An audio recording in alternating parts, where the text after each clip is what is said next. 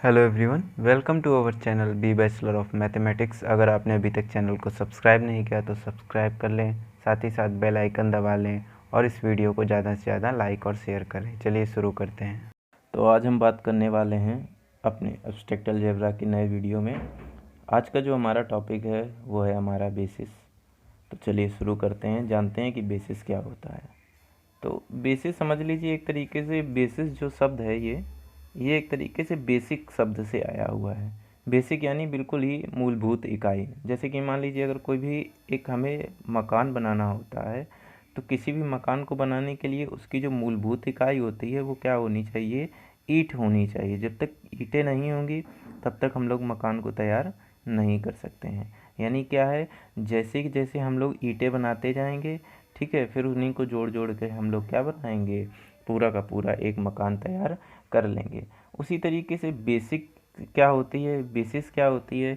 तो अगर हमें कोई भी एक वेक्टर स्पेस बनाना है, यानी अगर हम लोग किसी भी एक वेक्टर स्पेस को बनाना चाहते हैं, मान लीजिए वी वेक्टर स्पेस है, तो इस वेक्टर स्पेस के लिए जितने भी एलिमेंट होंगे, जैसे कि अल्फ़ा 1 है, अल्फ़ा 2 है, अल्फ़ा 3 है, ये जितने भी इसके अंदर एलिमेंट वेक्टर एलिमेंट्स होंगे, इन सब को जो बनाता है वो हमारा बनाता है कौन, बेसिस बनाता है। तो एक बहुत ही इम्पॉर्टेंट टॉपिक है आज का हमारे सामने, बेसिस।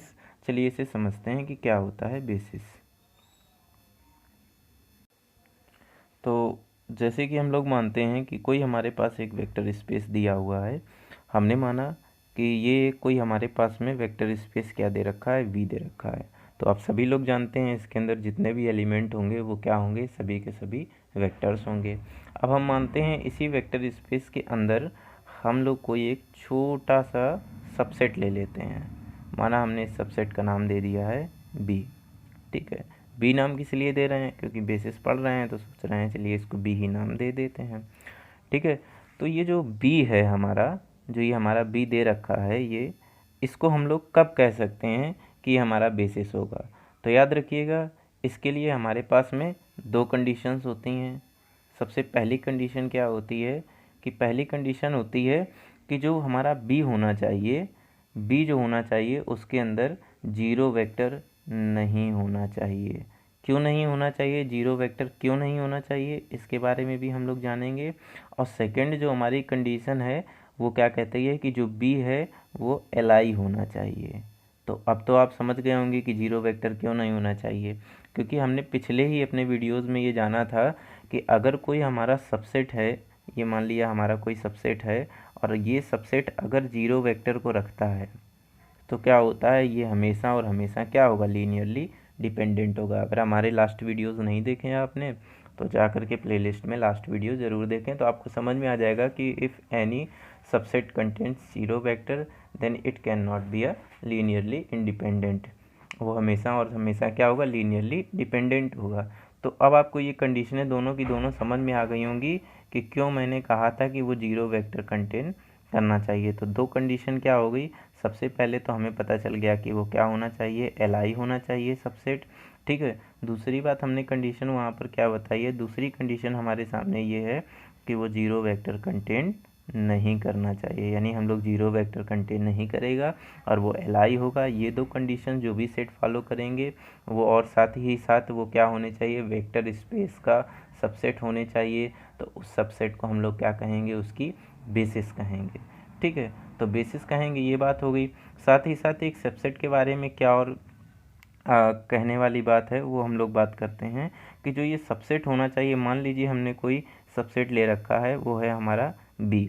अब बी के अंदर जो एलिमेंट है, मान लीजिए हमारे तीन एलिमेंट हैं। पहला हो गया x1, अगला हो गया हमारे पास में x2 और तीसरा हो गया हमारे पास में x3। यानी हमारे पास ये बी के अंदर तीन एलिमेंट दिए गए हैं। तो बी के अंदर जो हमारे ये तीन एलिमेंट हैं, तो जाहिर सी बात है इसकी डायमेंशन क्या होगी।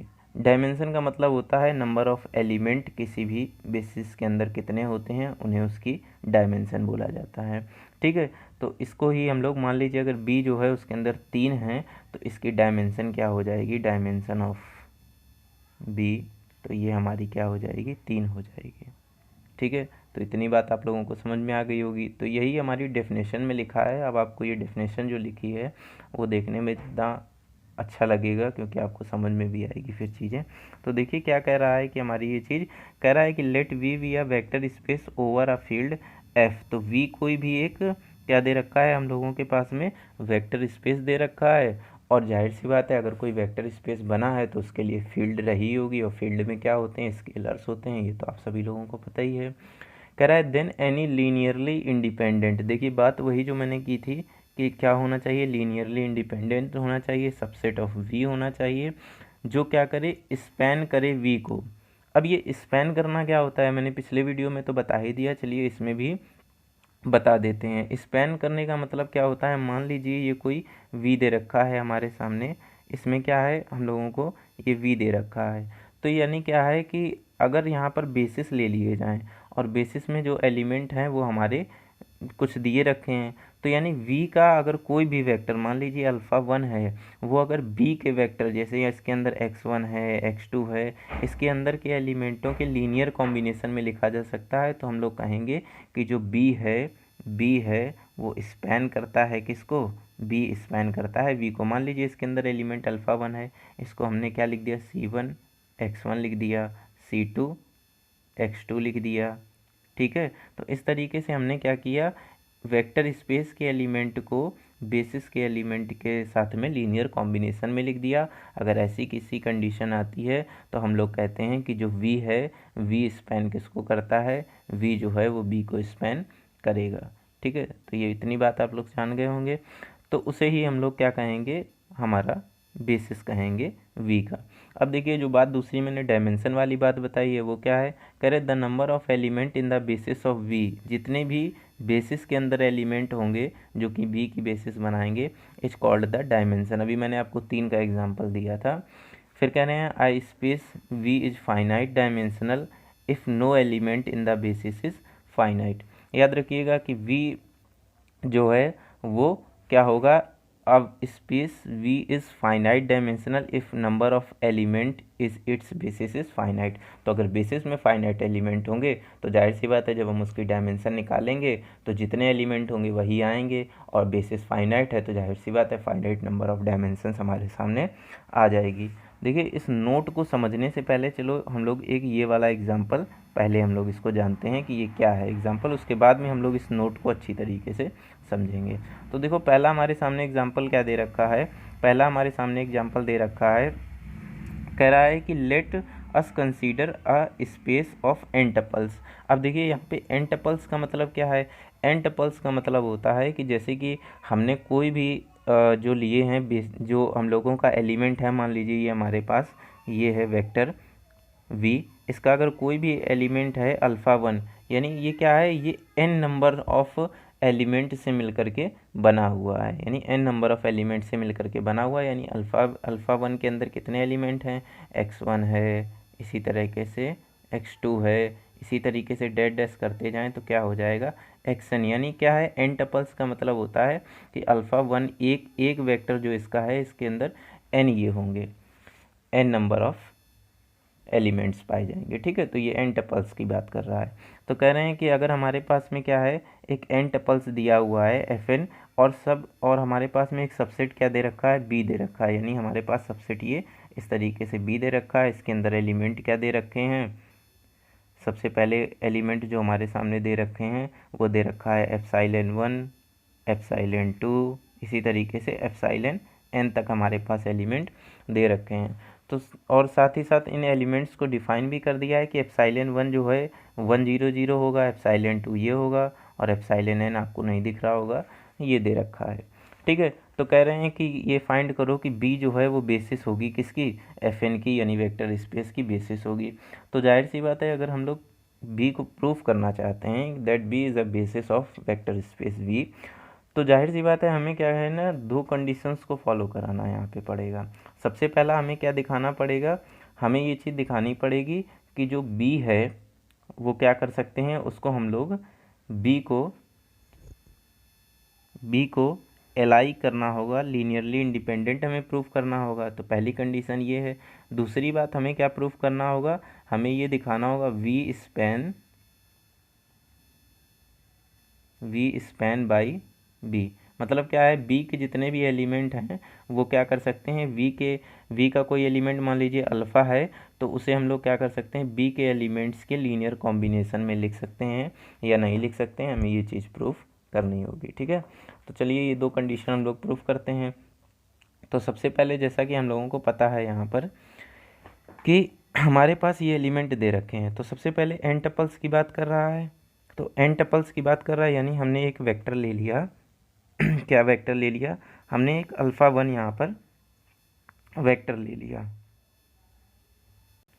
तो यहाँ पर हमने लिया ये अल्फ़ा 1 बराबर, इसके अंदर जो हमने एलिमेंट्स लिए हैं वो कौन से लिए हैं, x1 लिया है, x2 लिया है, इसी तरीके से xn तक हमने एलिमेंट्स ले लिए हैं। ठीक है, तो ये जब हमने x1 x2 करके xn तक एलिमेंट ले लिए हैं, तो क्या हम लोग इन एलिमेंट्स को x1 1 0 0 और ये n टाइम्स तक हमने लिख दिए इसको जीरोस को, प्लस यहाँ पर इसको हम लोग x2 0 1 0 0 इसको भी n टाइम्स तक कर देंगे, प्लस x3 यहाँ पर 0 0 1 0 और ये n टाइम्स तक इसको भी कर देंगे। इसी तरीके से xn तक ये चीज़ चली जाएगी और यहाँ पर 0 0 लास्ट में 1 यहाँ पर आ जाएगा।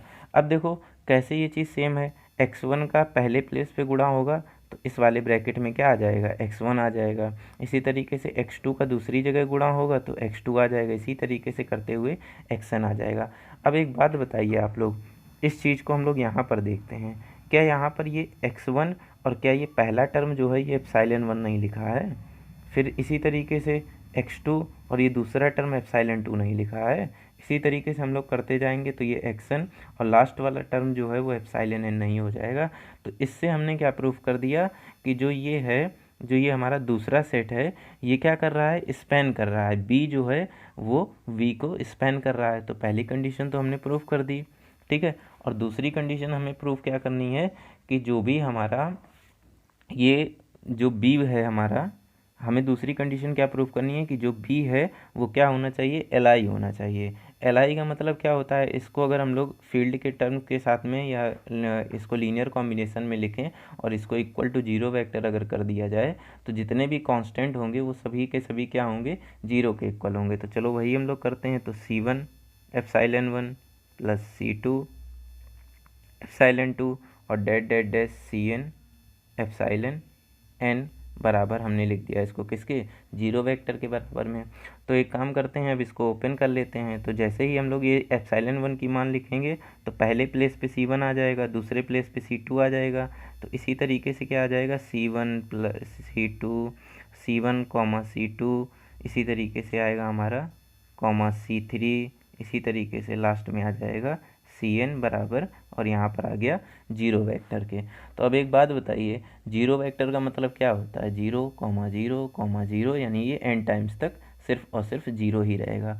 तो सीधी सी बात है, सब कॉमा है तो C1 जो है कंपेयर हुआ जीरो के साथ में, C2 हुआ वो भी हमारा जीरो हो गया, C3 था वो भी हमारा जीरो हो गया। यानी यहाँ से क्या आ गया है, फॉर ऑल, यहाँ से लिखेंगे फॉर ऑल CN बराबर जीरो, यानी कि n बराबर क्या लिख देंगे हम लोग, 1 से लेकर के n तक रख देंगे। ठीक है, तो यानी अगर आएगा तो C1 बराबर जीरो, C2 बराबर जीरो, यानी क्या हो गया, ये हो गया हमारा Li। तो दोनों कंडीशन प्रूफ हो गई और इसी से हमने क्या जान लिया, हमने एक चीज़ जान ली कि ये जो है किस तरीके से हमें इसको प्रूफ करना है। तो यही चीज़ लिखी हुई है, देख लीजिए, आप लोगों को समझ में आ जाएगी।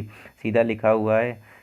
जब यहाँ पर हम लोगों ने क्या किया है, सबसे पहले यही किया है कि बी स्पैन करता है एफ को, तो हमने देखो अल्फ़ा बराबर एक एलिमेंट ले लिया।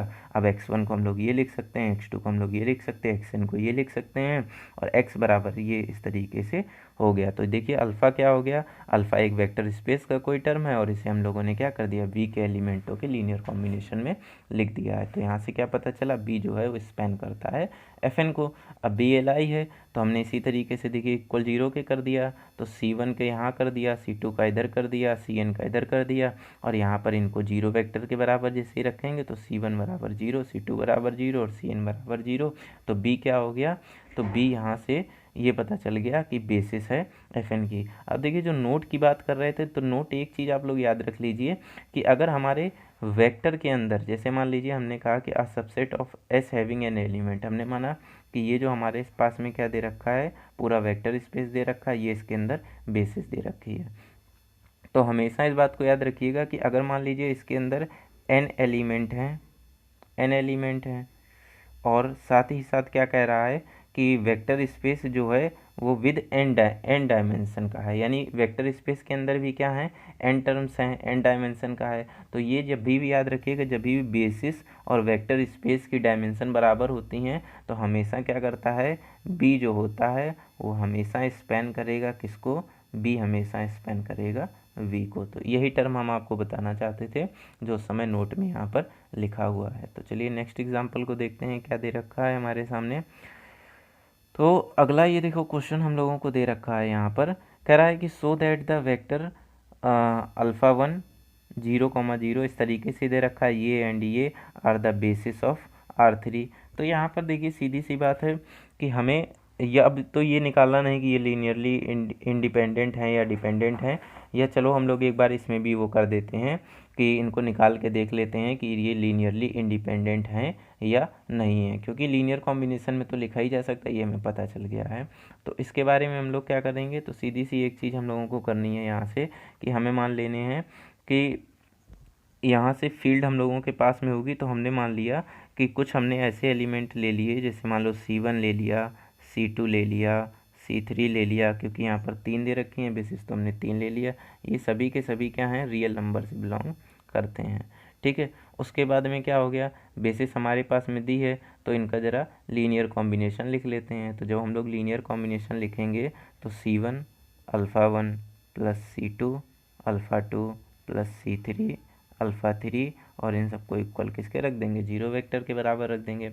तो अब देखिए जब मल्टीप्लिकेशन होगा तो यहाँ पे आएगा C1 1 0 -1, इसी तरीके से C2 यहाँ पर आया 1 2 1 ये आया, और फिर उसके बाद में क्या आया C3 और अगला वेक्टर क्या है 0, उसके बाद में है -3 और 2 दे रखा है। तो ये दे रखा है, जब इनको सॉल्व करेंगे तो यहाँ से जो वैल्यू आएगी वो हमारी आएगी C1 का 1 में मल्टीप्लाई होगा यानी आ जाएगा C1, और इसी तरीके से C2 का भी मल्टीप्लाई होगा तो यहाँ पे प्लस C2 आ जाएगा, और इसी तरीके से जब C3 का 0 में मल्टीप्लाई होगा तो वहाँ पे तो कुछ नहीं आएगा, यानी पहले में आया C1 प्लस C2, फिर C1 का 0 मल्टीप्लाई होगा वहाँ कुछ नहीं आएगा, C2 का 2 में आएगा यानी यहाँ से आएगा 2C2, और उसके बाद में साथ ही साथ प्लस, और उसके बाद में जो हमने मल्टीप्लाई किया अल्फ़ा 3 को ये C3 को -3 में, तो यहाँ पे ब्रैकेट के अंदर -3 और यहाँ पर आ जाएगा C3, तो ये हमारा दूसरा हो गया। इसी तरीके से तीसरा निकाल लेंगे और जीरो वेक्टर के बराबर है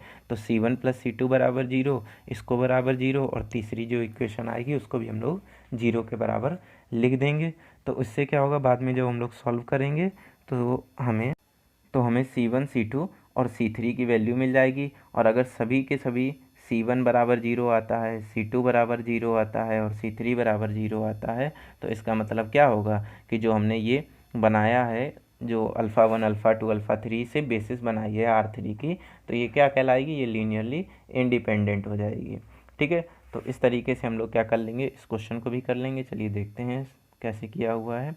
तो यहाँ पर देखिए लिखा है B बराबर अल्फ़ा 1 अल्फ़ा 2 अल्फ़ा 3, ये क्या करते हैं, will span R3 as dimension R3। अब क्यों ये स्पैन करेंगे R3 को, सबसे पहली बात देखो कि R3 जो है उसमें कितने एलिमेंट हैं, 3 हैं, और बेसिस के अंदर कितने एलिमेंट हैं, 3 हैं। तो इसका मतलब ये अभी मैंने नोट में पढ़ाया है कि अगर बेसिस के नंबर ऑफ एलिमेंट्स बराबर हैं डायमेंशन के, तो वो क्या करेगा, बी स्पैन करेगा हमेशा वी को, यानी बी स्पैन करेगा किसको, वी को स्पैन करेगा। तो ये चीज़ तो यहीं से पता चल गई कि हाँ कौन स्पैन कर रहा है कौन नहीं स्पैन कर रहा है। फिर देखिए एल आई को चेक करना है तो लीनियर कॉम्बिनेशन में लिख दिया, और इन सभी को बराबर किसके रख दिया, जीरो वेक्टर के बराबर रख दिया, और यहाँ से हमने क्या कर लिया, सॉल्व कर लिया है। तो सॉल्व करने के बाद में क्या आएगा, लास्ट में जब आप लोग रिजल्ट देखेंगे तो हमेशा और हमेशा यही आएगा, C1 बराबर C2 बराबर C3 बराबर 0। तो एल आई भी हो गई और स्पैन भी कर रहा है, तो जाहिर सी बात है ये जो है ये बेसिस होगी किसकी, R3 की बेसिस होगी, ठीक है। फिर देखिए अगला जो हमारा दे रखा है यहाँ पर टॉपिक, वो हमारा क्या कह रहा है, ये हमारा टॉपिक बोल रहा है construct an infinite dimensional of vector space. तो एक बात बताओ किसी भी इनफाइनाइट डायमेंशनल का वेक्टर स्पेस क्या हम लोग बना सकते हैं? तो जब भी हम लोग एक इनफाइनाइट डायमेंशनल का वेक्टर स्पेस बनाएंगे तो इनफाइनाइट प्लस वन कोई भी नंबर एक आगे कर दो तो जाहिर सी बात है क्या वो उसका होगा? तो नहीं होगा, क्योंकि हमने तो इनफाइनाइट कोई वैल्यू होती नहीं है। लेकिन हमने मान लो जैसे हमने कहा 10 लाख एलिमेंट्स का हमने बना लिया, तो क्या हो जाएगा 10 लाख एक, तो फिर से एक बढ़ जाएगा, तो ऐसा पॉसिबल नहीं है। तो यही चीज़ को हम लोग चलो देखते हैं करके कि इज़ दिस पॉसिबल और नॉट। ठीक है, तो हम लोग यहाँ पर बात करेंगे। हमने माना कि हमारे पास में सबसे पहले कुछ एलिमेंट्स दे रखे हैं। वेक्टर स्पेस को हमने माना है कि एक पॉलिनोमियल का वेक्टर स्पेस है। ठीक है, वेक्टर स्पेस जो है वो बिलोंग करता है किससे? पॉलिनोमियल से, पॉलिनोमियल से बिलोंग करता है। ठीक है, तो वेक्टर स्पेस जो है पॉलिनोमियल से बिलोंग करता है। तो हमने माना कि यहाँ पर क्या हो गया कि F0 हम मानते हैं यहाँ पर जो ये F0 एलिमेंट्स है, इसके अंदर एक एलिमेंट दिया है हमारा, यहाँ से देखिए 1 दे रखा है। फिर हमने माना कि F1x मतलब x की डिग्री 0 है। फिर हमने माना F1 के बारे में, तो ये क्या दे रखा है? x की पावर 1। फिर हमने डिग्री F2 की बात की है तो x की पावर 2। फिर हमने माना F3 की बात, तो ये हो गया x की पावर 3। इसी तरीके से ले गए, जब हमने Fn किया तो यहाँ पे x की पावर n आ जाएगा। मतलब क्या है, हमने n टाइम्स का एक पॉलिनोमियल लेने की कोशिश की है। अब देखिए क्या है, जो ये टर्म्स दे रखे हैं इनको सबसे पहले हम लोग क्या करें, बेसिस की बात कर रहे हैं, तो यहाँ से हम लोग क्या करते हैं कि इनको लीनियर कॉम्बिनेशन में लिखते हैं।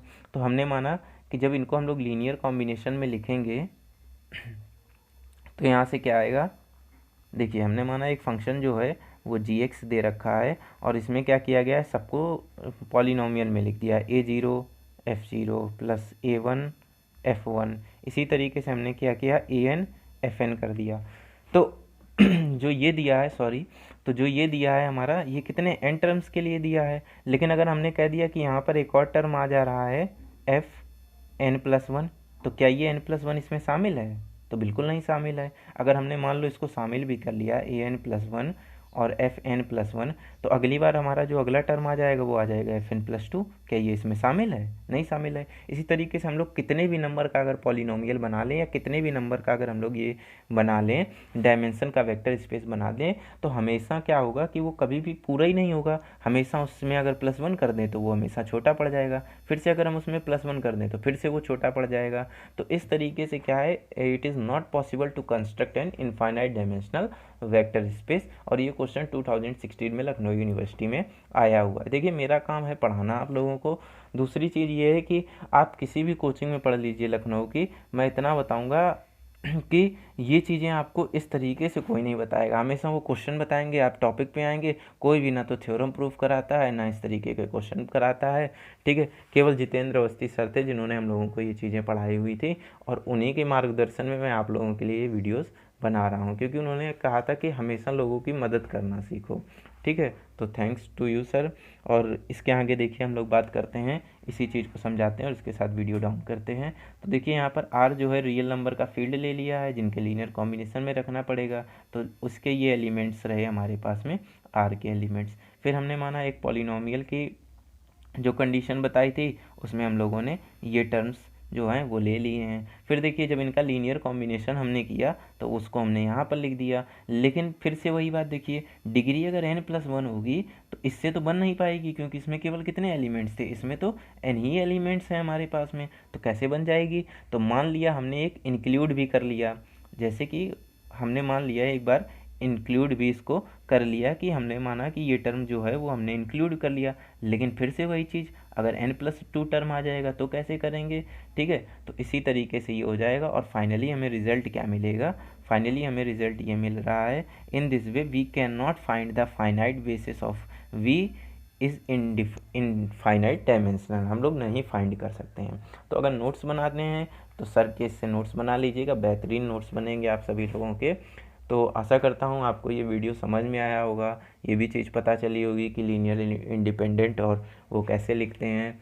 ठीक है, स्पैन का मतलब क्या होता है, चीज़ें देखिए समझने की कोशिश करिए। मानता हूँ मैं भी इंसान हूँ, मुझसे भी गलतियाँ हो सकती हैं, लेकिन मैं अपनी तरफ से अपना बेस्ट देने की कोशिश करूँगा, और आप लोग भी अपनी तरफ से ज़्यादा शेयर अपने दोस्तों तक इन वीडियोज़ को पहुँचाएँ। तो मिलते हैं हमारे नेक्स्ट वीडियोज़ में, और साथ ही साथ मैंने इसके साथ में कुछ टॉपिक वाइज जो कैलकुलेशनल वीडियो हैं वो भी अपने चैनल पे डालने शुरू किए हैं, तो अच्छा लगे तो आप लोग उन पर भी कमेंट करिएगा। तो मिलते हैं हमारे नेक्स्ट वीडियो में। Thank you so much, bye bye.